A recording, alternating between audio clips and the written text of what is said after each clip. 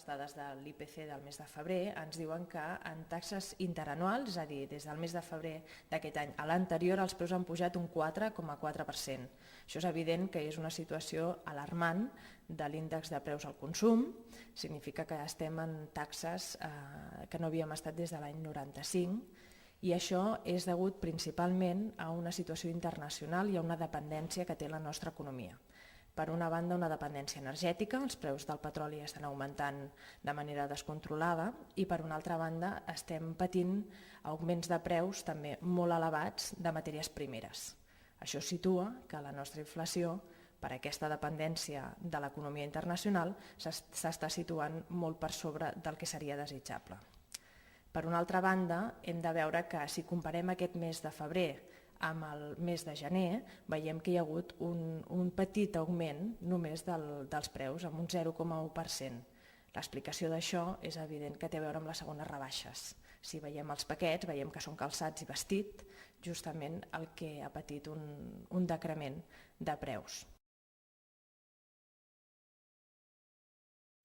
Donada aquesta situació, des de la UGT de Catalunya, considerem que el govern hauria de fer el possible per aminorar els preus i el creixement de l'IPC. En primer lloc, amb una dependència menor de l'exterior i, per tant, tot el que té a veure amb la dependència energètica, fer inversions per no tenir aquesta alta dependència.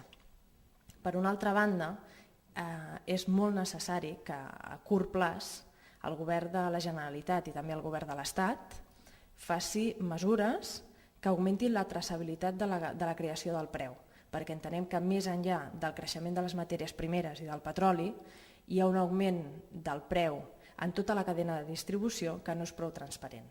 I entenem que només la transparència d'aquest procés podria visualitzar quina part de la cadena de distribució està augmentant el preu de manera artificial.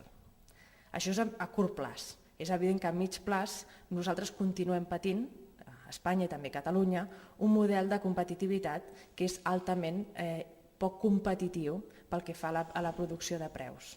I per tant, això és una recepta que no és pel mes que ve ni per d'aquí 2 mesos, però és evident que hem de continuar apostant pel canvi de model de competitivitat. Si l'IPC està pujant molt en termes generals, justament la part de la cistella de la compra d'aquelles famílies que tenen uns ingressos més minsos, més petits, l'IPC puja més. En aquest cas, mig punt, i mig punt en salaris de menys de 1.000 euros són molts diners, perquè justament el que està pujant més són el transport, és l'habitatge i són les matèries primeres, que al final és el cistell de la compra de qualsevol família. Davant d'aquesta situació, des de la UGT de Catalunya, considerem alarmant que els preus continuïn pujant si al costat d'això tenim guanys empresarials molt potents i augments salarials molt petits.